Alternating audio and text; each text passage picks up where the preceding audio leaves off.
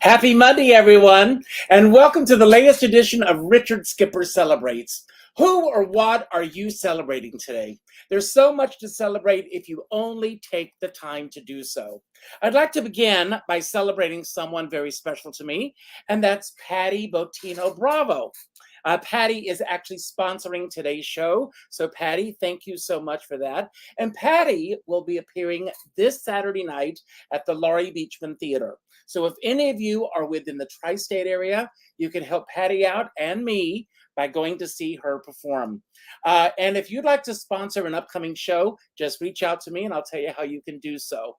I am so excited to welcome to the show today. I'm going to actually bring her on. She's actually been on the show before. We've known each other quite some time. Kimberly, I interviewed backstage at St. Luke's Theater several years ago, long before the COVID and the pandemic. She was appearing in two off-Broadway shows at the same time. And I think, if I'm not mistaken, she is the only actor, actress, artist to have that distinction. She is the only person who has the right to write this book called Business and Marketing Strategies for the Proactive Performer. I am so thrilled that you're here today. You are probably one of the busiest people I know in this business. How did you find the time to write this book? I was blessed with the pandemic. And so are we. How many people have said to me, so many books have come out of the pandemic, and this is a great one. So thank you for taking the time to write this. Well, thank you. And thanks for reading it and for having me. I'm always excited to talk to you. Yeah, we've known each other for years and years and years. I've been interviewed by you. You've interviewed me, and I think that you and I have the same mindset about how important it is to really take the reins and to really be in control of our careers, our destiny, and what happens within us. And I love the fact that you really map this out in this. For those who don't know, and those who have missed the previous episode, which, by the way, is available on demand, give everyone a Reader's Digest accounting of your career up to where we are right now. Woo, Reader's Digest. Okay, so I have been in New York performing as a professional performer in the theater community in film and TV since 2000. So that's 20 something odd years now, I think going into 24 years ish. I also work in the LA market because I'm from California. I went to University of California, Irvine, born and raised, Southern California girl. And I work in New England now, as well as a local hire, due to other circumstances that I can be privy, that I can take advantage of. And yes, my big accolade is being the first and only actress to play leading roles in two off-Broadway musicals at the same time. I don't think there's been anyone else since I did that, but I was basically doing Danny and Sylvia, the Danny Kaye musical off Broadway, which was a two-hander, and that ran for 3 years. And then subsequently, during that time, I opened a solo show called One Night with Fanny Brice. That lasted, I think it lasted a little under a year or so. And of course, I workshopped that show for about a year prior to that as well. And then from people seeing me in that show, they started asking me for my own show as Fanny Brice. And I created my own show called Fabulous Fanny, The Songs and Stories of Fanny Brice, which now subsequently, since 2014, has traveled the country. During the pandemic, it streamed online. And then I've just kind of become known for playing Fanny Brice. I've been in other people's shows as Fanny. I was in, for those of you familiar with New York, I was in Speakeasy Dollhouse, Ziegfeld Midnight Frolics, which was an immersive show at the Liberty Theater, which is a Broadway house on 42nd Street. I've been in another show workshopping to come to Broadway. And actually in the pandemic, I did several more shows in other people's shows as Fanny Brice. So I have a couple of albums. So anyway, the Fanny Brice thing is alive and well and kicking, and I love her dearly, and I love being associated with her and carrying on her legacy.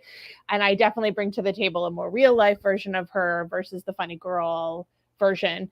And then from that, people were like, how are you doing this? And plus I was working backstage on Broadway as a Broadway wardrobe dresser swing. I was literally doing the 2 shows off Broadway and dressing Billy Elliot on Broadway at the same time and running back and forth. And I don't know how I did that, but I did do that.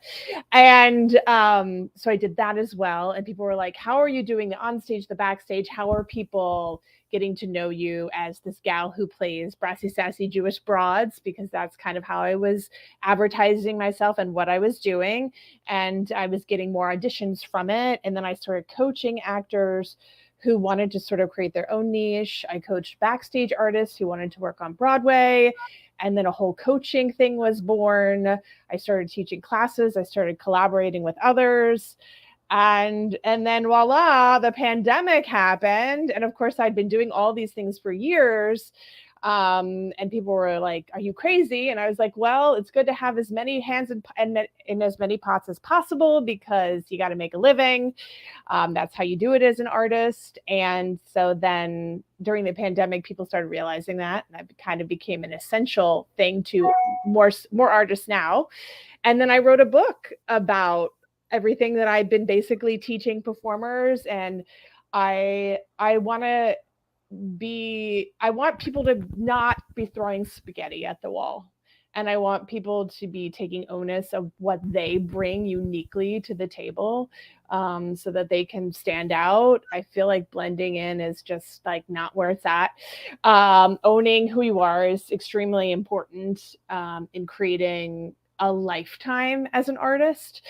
And I don't feel like people teach this kind of stuff, especially from a business and marketing end. The book is Business and Marketing Strategy for the Proactive Performer. But I wanted to like kind of give that away, because again, you don't learn that in school. You learn that by like trial and error. And what I was doing was working, and it was working for so many other people that I put it in a book. And then the book came out after the pandemic, because I actually had time to write a book during the pandemic, which is crazy talk. And it's just kind of been an amazing journey so far with the book. And here we are. I don't know if that was Reader's Digest in any There's so many things to break down here. And there's so many questions that I have for you based on not only the steps that you give us, but you also give us background on how you got to those steps. Yeah. Which I love. And names that you know that are dropped in the book, names of people that I know. So it's always fun to see them, like Carl McCaslin, who's that pops out. I mean, yes. I love Stephen. A name. I would go, yes, I love that person. Naomi Colstein. Yes, yes. So people that I know. So that's always fun. But there's. I want to say that because we only have an hour here, and I want to be respectful of your time and Kimberly's time, if you have questions or that you would like to ask, now's the time to ask those questions. So put the questions in the comments section, and we will try to get those questions in the show as well. One of the things that you talked about, and I want to go about this because you talked about all the things that came about as Fanny. And in the book, you talk about planting seeds, which I am very, very much a proponent of. You talked about the seeds that got planted and the trajectory of how Fanny came to be. You were doing stock, and the seed was planted that they may be doing Funny Girl the following year. And you did everything in your power to know that show and to prep for it. And that planted seeds in many different directions. It sure did. Yes, it planted seeds in many directions that I was not privy to, because not only did I drive my teachers crazy learning Fanny and Funny Girl for literally a year. In every class I went to, I was doing Funny Girl. So you can imagine being a teacher and be like, here we go again. But I digress. But funny enough, I didn't actually get that job. So I studied something for a year, and when I do things, I put my entire soul into it. So it definitely, crushed me. But funny enough, that led to so many other things, including Fanny coming right back around to me, because I used obviously what I learned about her I put that into another character. I booked via being proactive and pitching for the project, which that story is also in my book, how I did that, ending up in Kid from Brooklyn, another musical about Danny Kaye's life, which led me to Danny and Sylvia off Broadway. And that's a whole other story, how that happened. And then the writer of One Night with Fanny Bryce saw me in Danny and Sylvia. And funny enough, my interpretation of Sylvia Fine is it's not Fanny, but it's another version of someone similar. And that's that I ended up opening Fanny. And if I would not have done that, I mean, who knows what would be. So it is kind of a very funny trajectory. And yeah, I try to do that in the book because we need to know that we can put all these things in place. We don't know where they're going to lead, but I feel like where you plant the seeds, they grow, attention goes, things flow. Sometimes the universe has a bigger plan. And I mean, I'm very structured in actually saying things in the book. I'm not relying on the woo-woo, but like there is funny things where you put things in motion and things kind of happen, even though they aren't necessarily the way you anticipated. I'm going to ask you a woo-woo question, okay? Do you believe in manifestation? 'Cause I do. Or do you believe that a lot of the things that are happening, I mean, obviously you're very proactive in everything that you do, but there are also certain people that you've met along the ways. There's a story that you told in the book that I want to talk about because I had a similar thing happen to me, and I want to give both sides of the story. Yes, I think I know where this is going. Keep going. Where I'm coming from this. But do you believe that that you've manifested all of this, or do you think it has a lot to do with the people, places, and events that have happened along the way as well? I think it's kind of a conglomeration of the two. Because I do believe there is this is so funny, but I do definitely believe there's something else happening. Because in my career as Fanny, there has been so many times that the rug has been pulled out from under me. And yet she keeps coming back. So in that way, and in the ways that those things have happened, there obviously is something bigger going on. But then also I'm supported by the things I've done, the things I put into place, which nobody else has probably done, my lived experience, the way I go about pushing or pitching for certain things. I think the people that I align with, like you would know this as well, like similar mentalities of like creating or in the way that you collaborate with others. I'm very much a huge collaborator. I love to collaborate. So I think that also has to do with who you're aligning with as well. I think it has to do with being, many moons later, 10, 15 years later now, the maturity level of who you're attracted to as a people or not. Lessons learned, because this business can be schmucky too, and there's something you can really do about it. Well, I want to talk about that aspect of it as well, because first of all, and I've seen you as Fanny, you are so, and I'm not just saying this because you're on the show today, but you are brilliant as Fanny. Thank you. And has that hurt you at all in other aspects of agents or casting directors or people being closed-minded to the fact you are so good in that role that it's difficult for them to see you in other roles? And how do you get past that? I know you've got a whole chapter in your book about rejection, which I love, and frustration, as well. Have you dealt with that at all in the business, and how have you gotten past that? I mean, I think I have. I've dealt with that definitely, because before I started playing Fanny, I was kind of like the ingenue girl, the nice, pretty ingenue soprano girl in some way, shape, or form. And then obviously I did Fanny, and that kind of changed the trajectory of the brassy woman, which actually feels more like who I am anyway, as like a human being. So then playing Fanny got me other things, just so wonderful, right? And then people, yes, they know me as that's what they call me in the room for. But I will say it has shifted again, because the people who know me then when I do something else, it kind of reminds them of, oh, she can do these other things. I also am a firm believer too, and I tell my clients this, that when you do something and you do it well, and people then hire you to do the thing that you do well, then they automatically think, oh, well, if you can do this, you can probably do this. And I will say I give people more credit than sometimes I give myself, because sometimes I get auditions where I'm like, I don't know. Are we sure this is the right thing? But then I'm like, well, oh, I didn't know I could do that.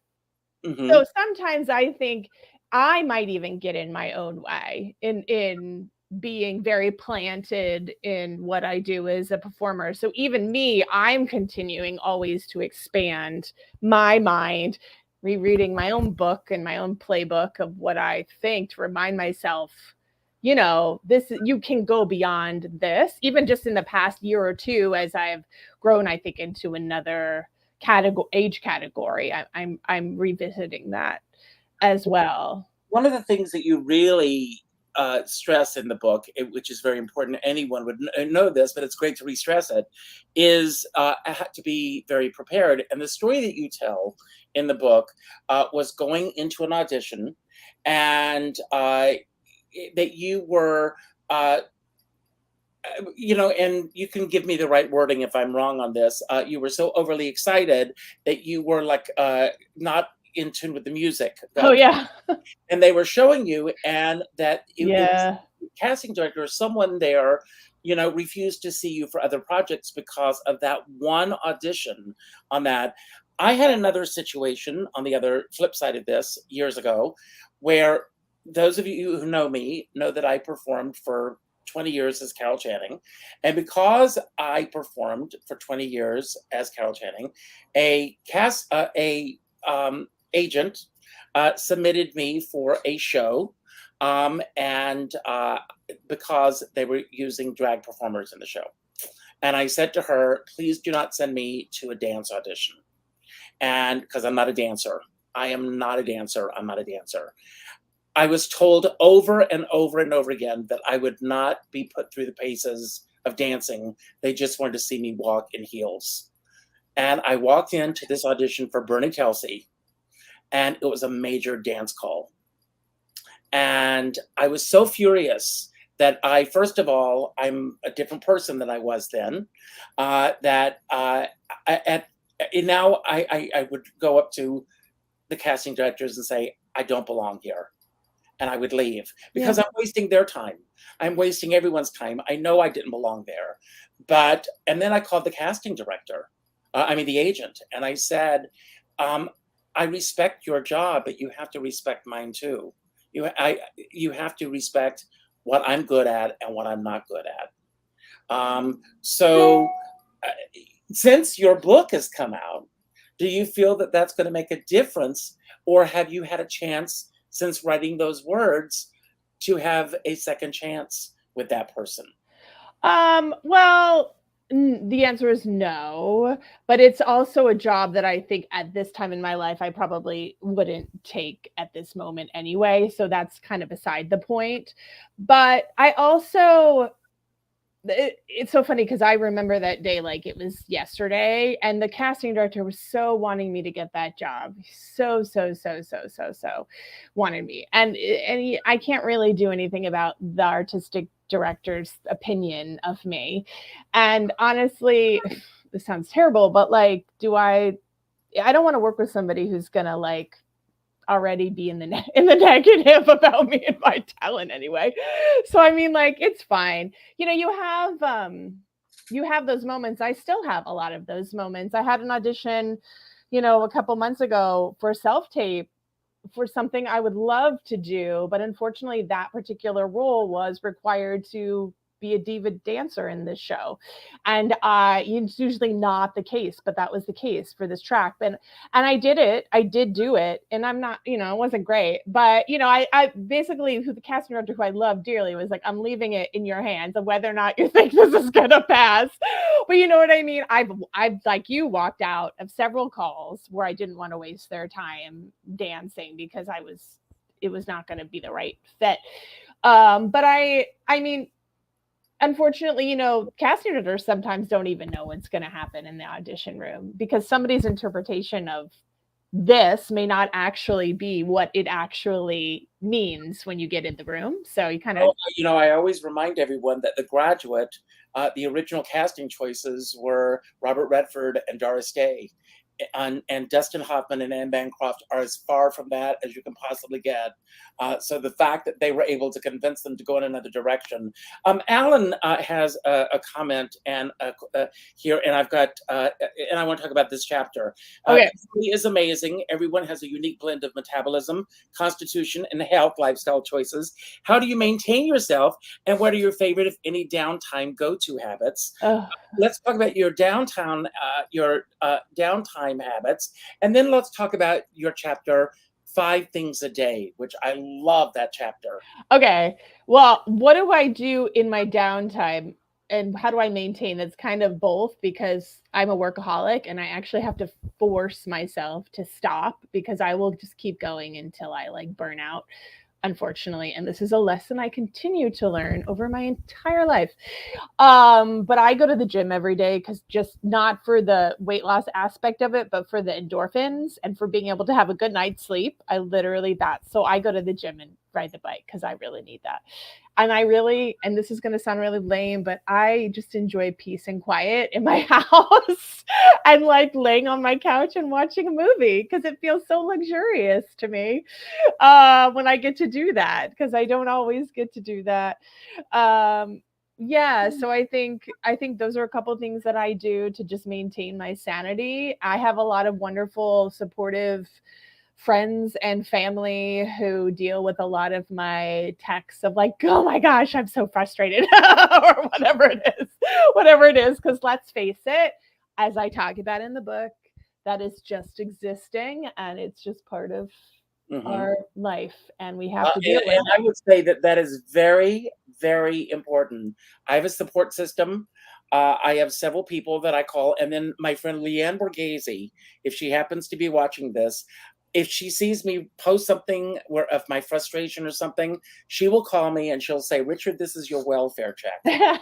Calling to check on your welfare."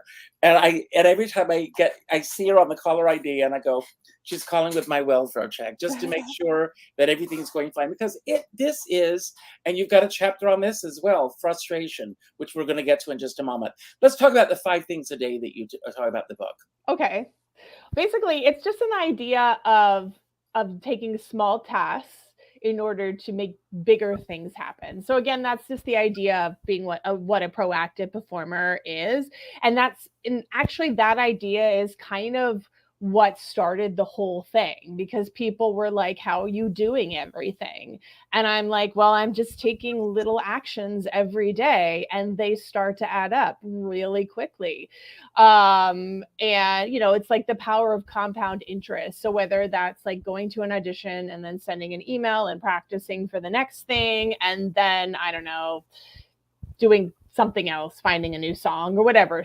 It could be tiny things or it could be tiny things in a big thing. Because I know when I do a big thing, it's always like the energy just drains right out because the scary thing is always like build up. Okay, I sent the email.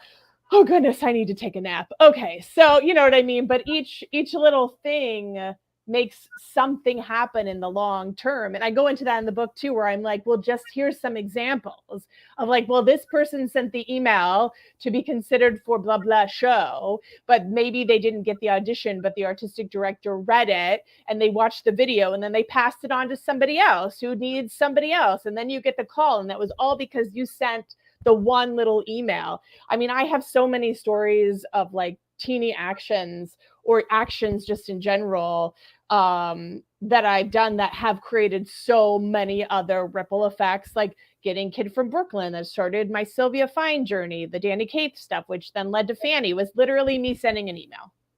That was literally, I sent an email and then a month or two later, I followed up. And then like I ended up with the audition and then the trickle down effect. I'm actually attached to a wonderful animated movie that I can't talk about at the moment, but like, because I sent an email. I read an article in Variety and I sent an email. And funny enough, the email trickle-down effect got me this like major project. Like, how Well, cool I did asked, that I mean, as soon happen? as I saw that you were writing a book, I said, as soon as the book comes out, reach out to me, and you did. Yeah, I did, of course. Yeah, Like, and that's how I get a lot of it. I get major celebrities on this show by, if I read it that they have a book coming out or something, I go on IMDb Pro, one of the greatest things in the world, and I write to their publicist and I get them on the show, and it takes very little effort to do that. Do you get up in the each morning and you sit down and you write out what your five tasks are going to be for the day, or do you find that these tasks just unfold as the day unfolds? well, I'm a list keeper. I love lists. So basically, I have 1,000 lists. I'm not Mhm. even kidding, on my notes in my phone. I have spreadsheets. I keep spreadsheets, and literally, so I have like this really breaks it down to the minutia. So I have basically 4 or 5 areas of my performing arts life. I have my life as a coach, teacher, writer. Well, writer's now a new category, I guess. And then my fanny life and my actor life, and then kind of just all my personal stuff. So I have lists that are like for the different areas of my life, of things that I want to do, accomplish, need to happen. And they can be minutia, or they can be big things, and then I'll just literally break them down. It's so in me anyway, just as a human, that I can just literally go to those lists and pull things and do them, or depending on my brain power, depending on how I feel that day, if I'm tired or whatever. And then literally at night before I go to bed, I do this every night before I go to bed. Before I fall asleep, I literally go in my brain and I say, okay, what did I do today for blah? What did I do today for this? What did I do today for that? And usually, because when I get in bed, I think I didn't accomplish anything. But then I get in bed and I think about it and I'm like, oh, I did a lot more than I thought I did today. Mhm. And that's because I am the person who thinks I never do enough. So I I have know. to actually remind myself that things are actually getting done. Yeah, that's how my crazy brain works. That's amazing. You know, going back to the seeds that are planted, all of this really started as a seed because of a group that you were part of, that you used to get together and you used to bounce ideas off of each other.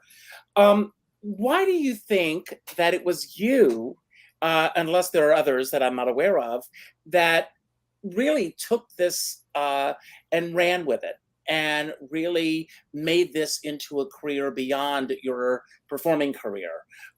You've become the go-to person that so many people will reach out to for advice and career coaching.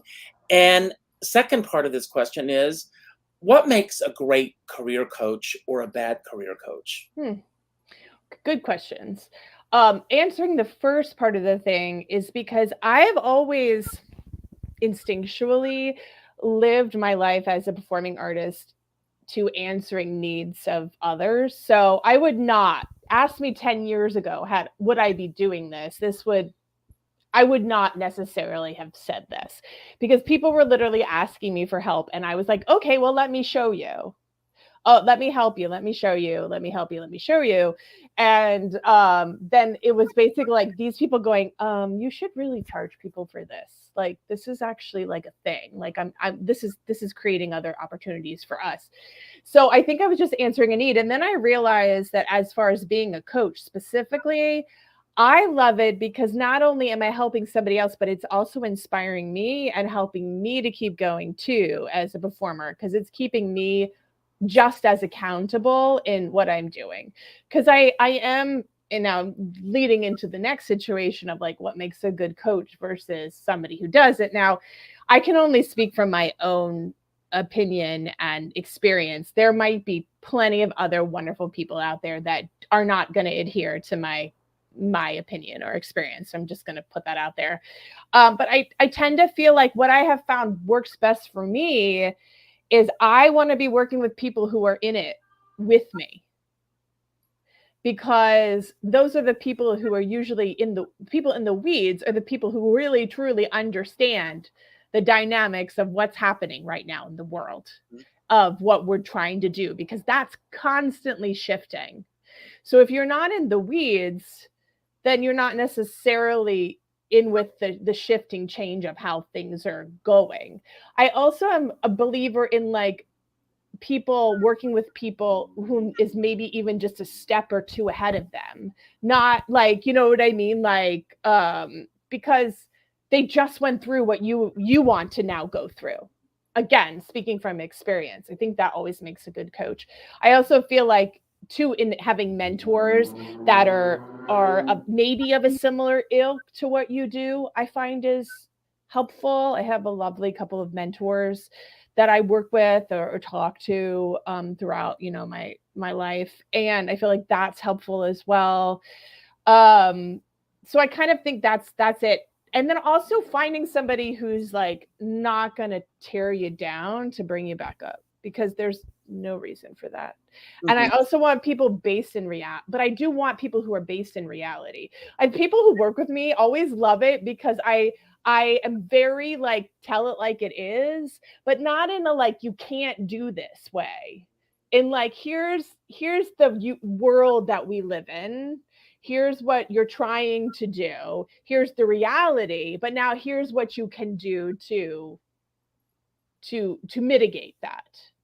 Because if you don't know the reality, you're working from some other like plane of like not you can tell it's something that just comes out, like you can tell it's not going to help you in any way. Like you need to be very realistic, I think, in the world that we live in, like a realistic optimist, you know what I mean, like not pessimist, optimist, like, you know what I mean, because the pessimist walks into a room and you know that's not good in any way, shape, or form, you know what I Well, mean. let's talk about the reality of where we are right now. I mean, even though we have come through the pandemic, it's rearing its ugly head again. It's making its way through the Broadway community. A lot of theaters and companies are being affected by this.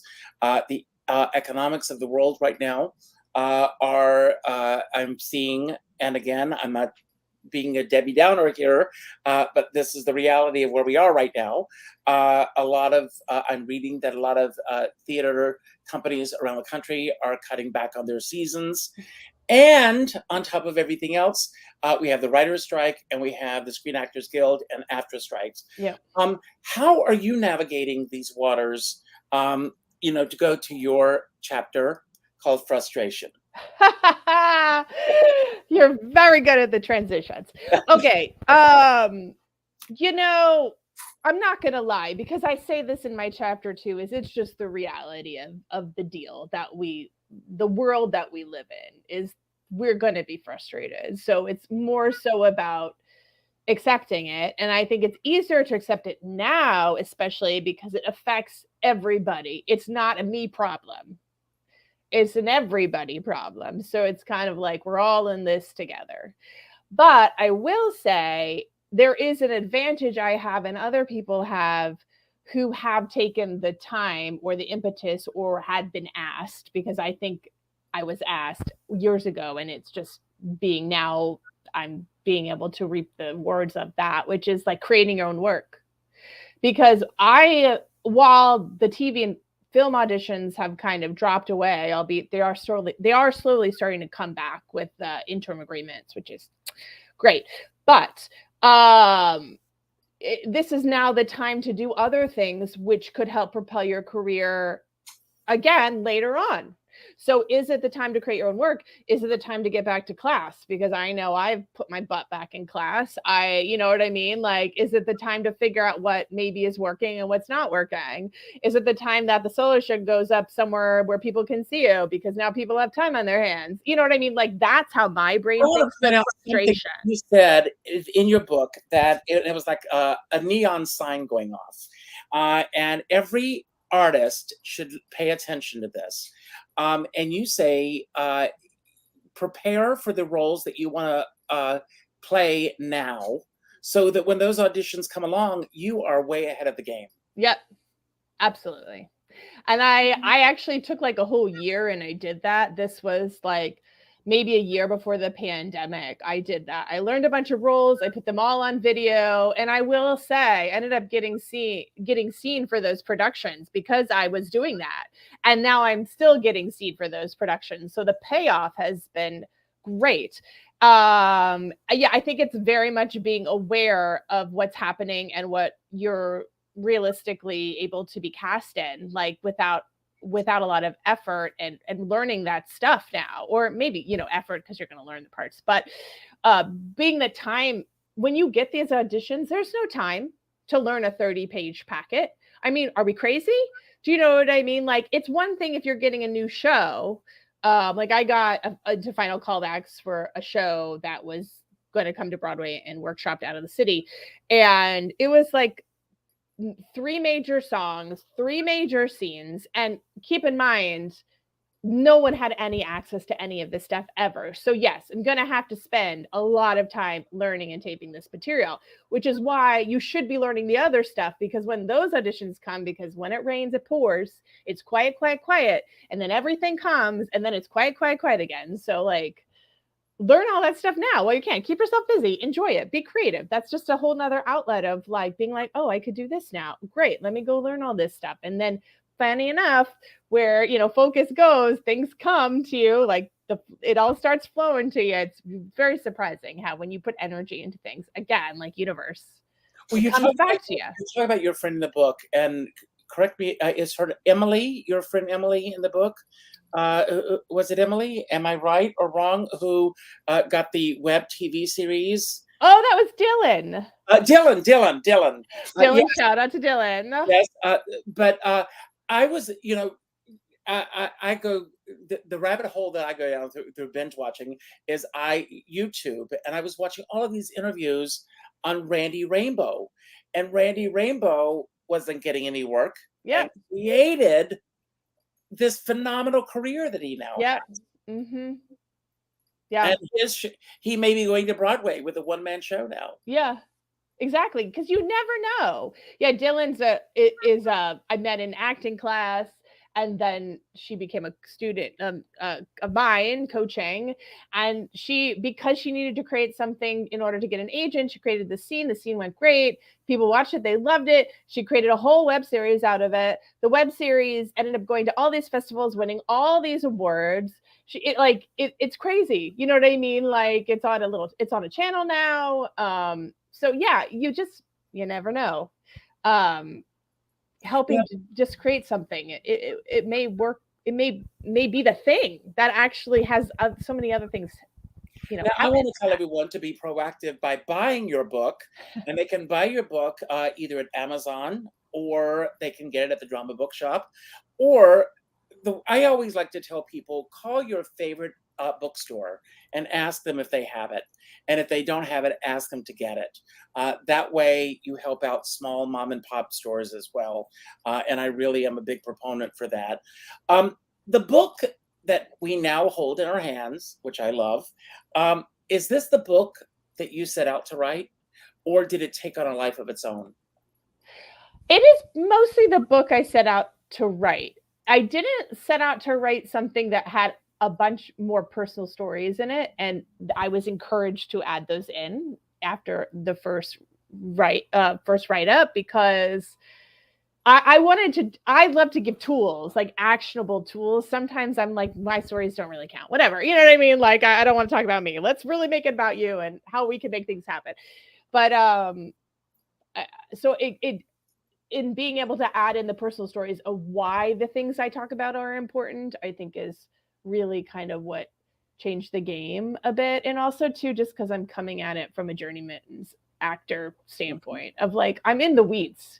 And if you read my book, there are many things that did not turn out great. And yet here we are. So what surprised you the most about yourself from writing this book? As a performer? As a writer, as a performer, as a person? I'm flabbergasted that this book now exists. I mean, I think I wanted to write a book when I was really young. I remember like when I was like 9 or 10, because I was already totally into learning how to be an actor. And I was writing something that said how to get headshots and how to get resumes. So I was already doing that. But I'm actually surprised that I did it. And now I'm actually writing like one for backstage artists and creatives, which is crazy talk to me. But yeah, and yeah, I think that's the big thing. And I think too, I have to remind myself of how far I've come. So that's kind of an interesting parallel with the book, because I think sometimes too we teach what we, that is true, we need to teach. Sometimes we teach what we also just need to hear at times or be reminded of.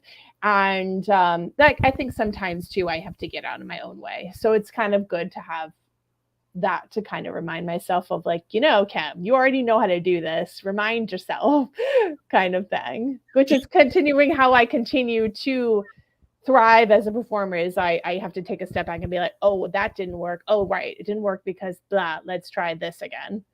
And we can always second guess things, but do you think this book would have happened if the pandemic did not happen? Probably not. Probably not. I really do credit that for having the time to do it, because a lot of my life is spent juggling so many pots. Mm-hmm.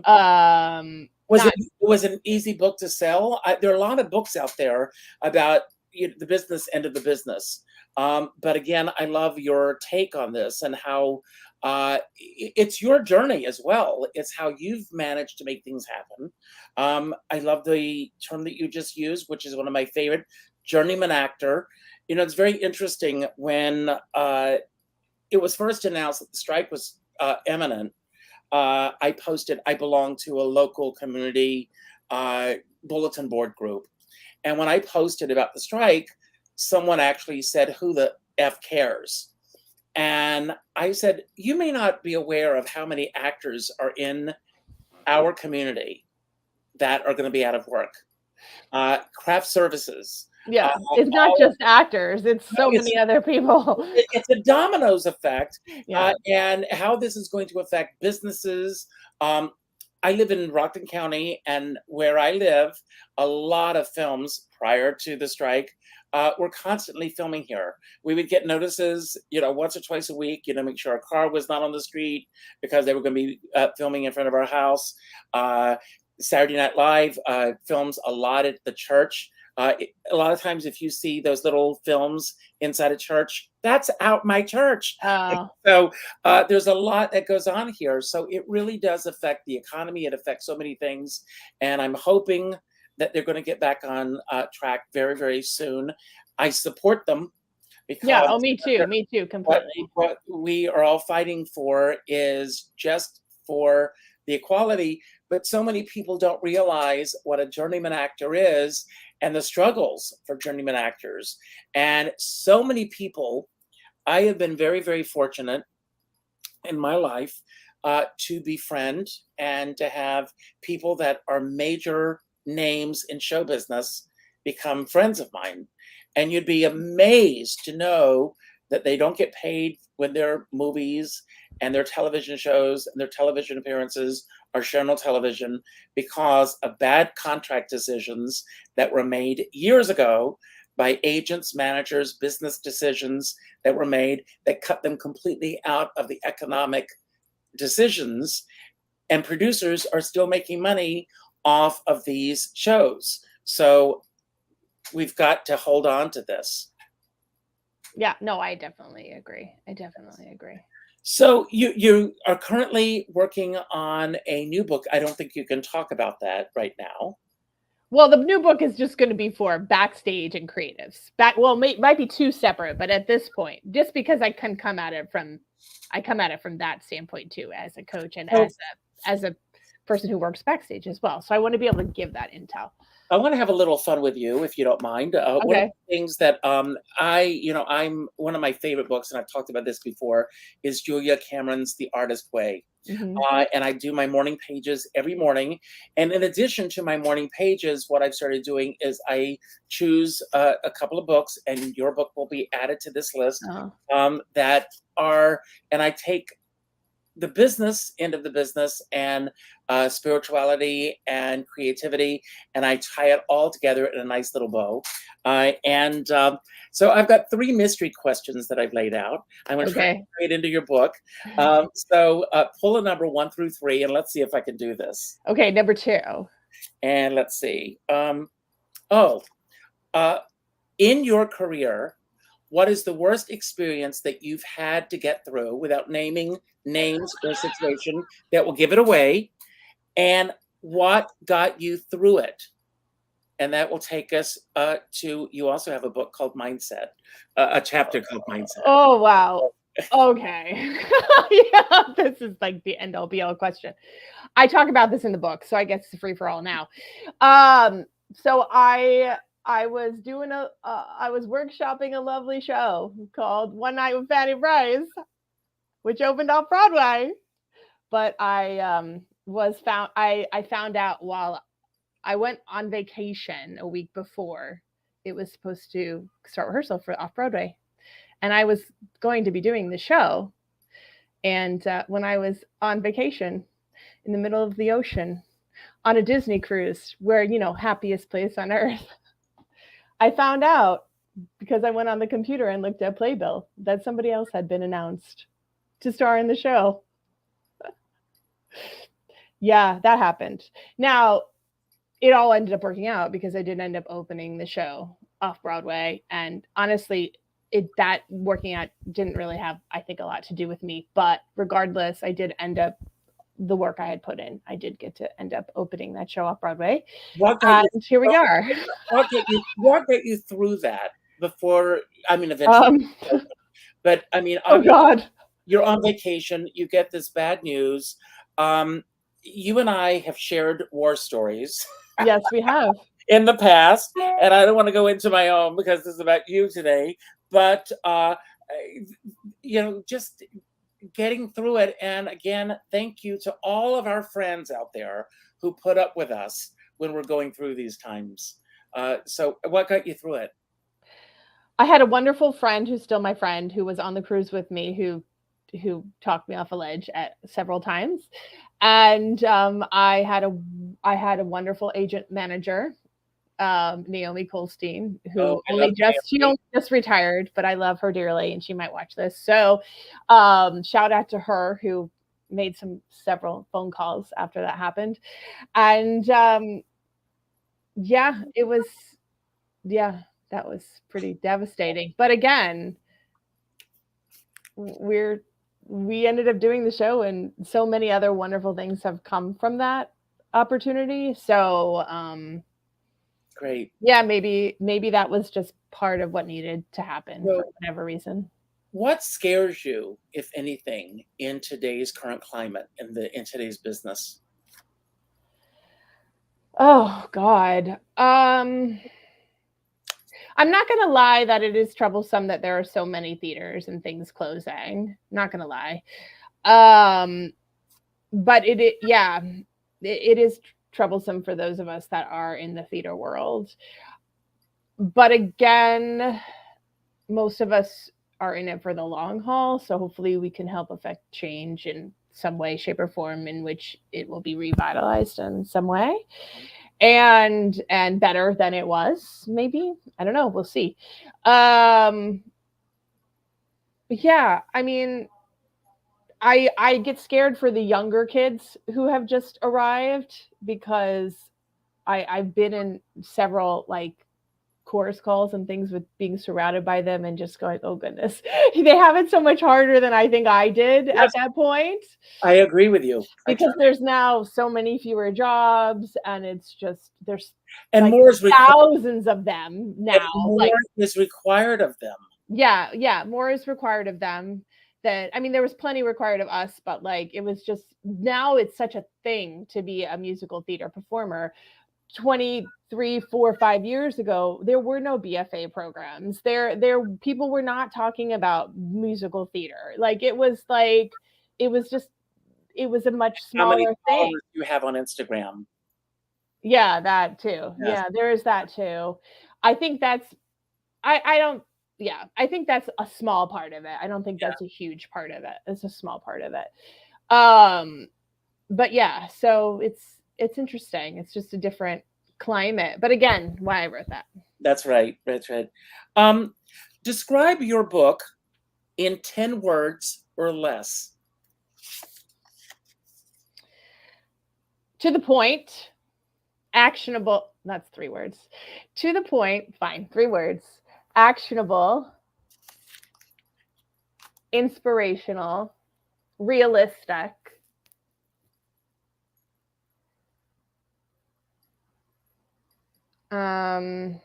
personable, me. Oh, I don't know. I don't know what else. Like Proactive guide. I've got that. Proactive guide. Great. 10. Okay, good. Okay. What is one? Now we talked earlier about the 5 habits. What is one habit that you have formed that has a significant impact on your career? That is a habit that you carry through with every single day of your career. Oh, well, I'm always doing the 5 things, regardless. Always, every day, nonstop. And also, I always make sure I try to do like a scary thing every day. Like something scary, like sending the scary email to the big project that I never thought this could be a possibility, or asking for help when I need it from somebody who's maybe a bit beyond me, or things like that. Like I always tend to try to, despite the fact they're scary, make the scary ask or do the scary thing, that next thing, that like bigger thing. That's great. What one task did you take this week to elevate your career? Oh goodness. What have I done this week to elevate my career? Well, I did a really amazing self-tape the other day that I think was kind of like the end all be all of self-tapes. I just have to say that, for something I would love to do. I mean, I've been pitching my book a lot, which is scary for me. To, for bigger platforms, or asking people who've read it to write things, which is again scary because this is not an ego thing. You know what I mean? It's just to help other people get the book. I will say this, Kimberly. I just did a branding workshop online this week, and the very first thing they said is to put it out there, to ask for reviews, ask for those testimonials. So everybody who is reading, order this book, read it, and write a review. Yes, please. On Amazon. Please. I'm going to write a review when this is over. I promise you. That's what I'm going to do. Please. Yeah, because it's really more so, those things are not, they're not helping me really. They're helping other people find it, because it's all algorithm based. I know. All algorithm. But anyway, that kind of stuff is scary because you don't want to feel like you're bugging people. And then I don't know, like, I've been prepping for auditions and things this week that I have going on. I like to I sometimes scheme and plan. I call them shenanigans, but my agents and managers do them with me. It's so fun. Like, I'm like, okay, I just read on Playbill, blah, blah, blah, blah, blah, blah, blah is happening. And I am right for this role. Okay, let's see the shenanigans we can pull off. Okay, I know this person on the creative team. I'm going to email them. And then you're going to see the breakdown, hopefully, and submit me. Do you know anybody on this thing? And we're going to go ask them. Yeah, like just last week that happened with an article I read on Playbill. It's like, oh my gosh, this is happening. How can I get in? And I posted on Facebook to see if I knew anybody that knew the creative team. And funny enough, person who I'm extremely close to did, and they so generously passed along my stuff to somebody. So that's the kind of stuff that I try to make more effort to. But when I do those kinds of things, it does take it's so, I have a few people I do it who also do these kind of things, that we support each other through them, because the second you do them, it's exhausting and you're like, oh my God, it's true. You're like, I just did the big scary thing. I got to go take a nap, or I got to go get a bubble tea. I got to go do something else, because I just got to be like, close. I sometimes, when I send a scary email, I'll put it in Gmail and set it for like 3 days from now so that I won't even know that it's going out. It'll just kind of go into the world and I'll forget about it. Sometimes that's a good little trick. That's wonderful. Who are you really? Who am I really? Oh my God. Besides being a brassy, sassy Jewish broad, that's my branding, which I teach how to do that in my book. I don't know. I just feel like I'm such like an everyday gal. I don't know. I feel like I'm extremely passionate. I love doing what I do. I love helping others to do what they want to do. Literally lights me up. Like, it's so awesome. And I don't know. There isn't anything else I'd rather be doing. That's I great. don't know. When it comes to mentors, what do you feel is the greatest lesson that you've been taught by a mentor? And flipping that coin, what do you feel is the greatest lesson that you've given to another artist as a mentor yourself? You know, so much of my work with my mentors and coaches is getting out of my own way, because it's just basically that I talk about that in the fact of like getting in your head and like talking yourself out of things, or like overthinking something that might actually be very easy for you, or getting the audition where you're like, I'm never going to book that. And then, but yet it's the perfect thing. So why wouldn't you think you're going to book that? So I think that's one thing that people I work with are always like helping me, reminding myself that those that just to like step out of my own way, which is a constant reminder.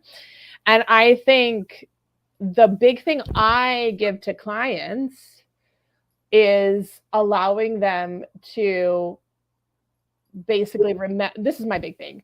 There are no rules in this business. Literally, there's no rules. There are preferences. There are proven ways of doing things.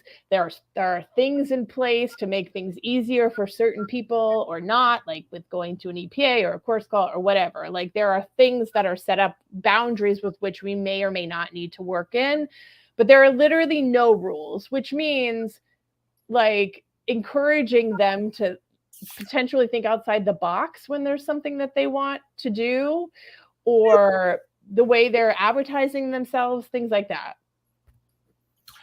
Kimberly, I am so proud of you. I am so proud. I have watched the trajectory of your career since that first time that we sat down backstage at St. Luke's. St. Luke's is no longer there. I know. I'm so sad. That despite my story in the other time, everybody at St. Luke's was so good to me. They were so good to me. But you and I are. Wait, I'm sorry. Say that again. St. Luke's is no longer there, but you and I are. Yeah. So, tenacity. I am going to give my final comments, and then I'm going to turn it over to you and give you the final word.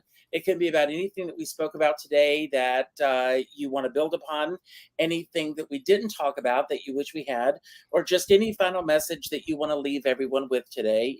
It's your platform to say whatever you want. I want to thank everyone for being here today. These are my ask. If this is your first time at Richard Skipper Celebrates, I hope it will not be your last. Please consider subscribing. There's no cost to this. I also have a newsletter that comes out every Monday, and it's like a TV guide. It's called the Skipper's Guide, and it's like a TV guide of all the shows that are coming up during the week.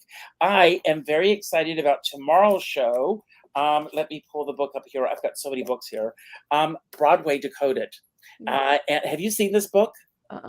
If you know Broadway shows, I had a great mentor. I'm going to digress for just a moment. I had a great mentor, Florence Epps, and when we were having a lesson, if a name came up, for example, like I'm going to throw this, I just opening this up and reading from MAME, Algonquin. Some people don't know what the Algonquin. Right. That makes sense. If the word Algonquin came up and Miss Epps would say, okay, Ricky, as she called me in South Carolina, tell me about the Algonquin. What is the Algonquin known for? And if I didn't know, she would close the book and she would say, when you come back next week, know about the Algonquin. And so she instilled in me that it was important to know what these words are.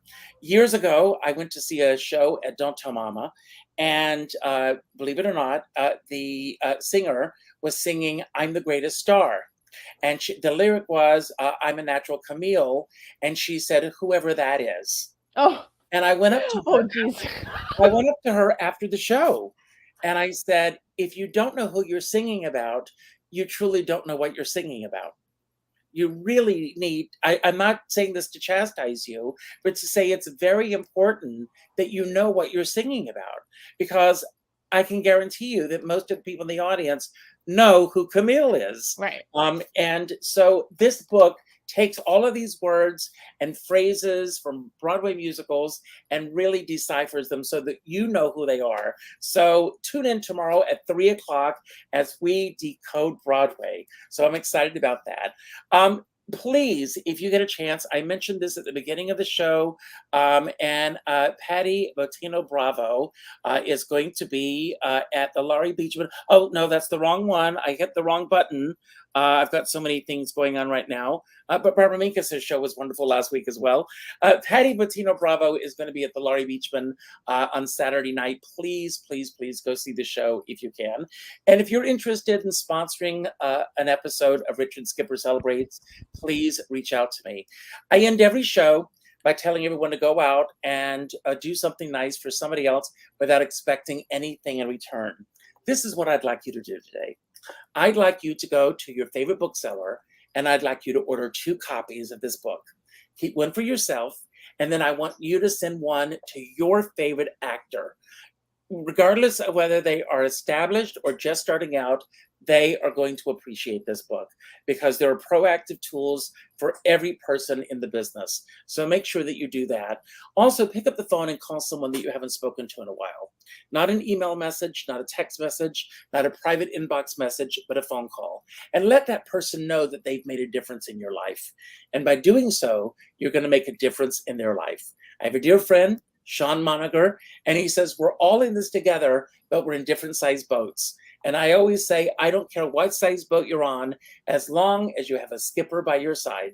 And with that, I'm going to leave the screen. And Kimberly, it's all yours. Oh, wow. Well, thank you. And yes, I hope that you'll check out the book. I definitely ask your favorite bookseller, but you can also get it on Amazon, and you can check more about me at thebroadwayexpert.com. The big reason I wrote this is because this is what I would have wanted to pick up when I was just like in high school or graduating college, to really learn like the nitty-gritty part of the business. Instead, I spent years throwing spaghetti at the wall. And while there are a few books similar to this, mine are very step-by-step oriented. So it's not going to like be overwhelming to anybody, and they can come back to it and reference it whenever they want. And hopefully help everybody work smarter, not harder, so that they can achieve all their goals. And that really is what my mission as a coach is, not into secrets. So please go check it out on Amazon, ask your local bookseller, go to my website, thebroadwayexpert.com. It was awesome talking with you all today. And thank you for having me, Richard. You're awesome. And that's all I have to say.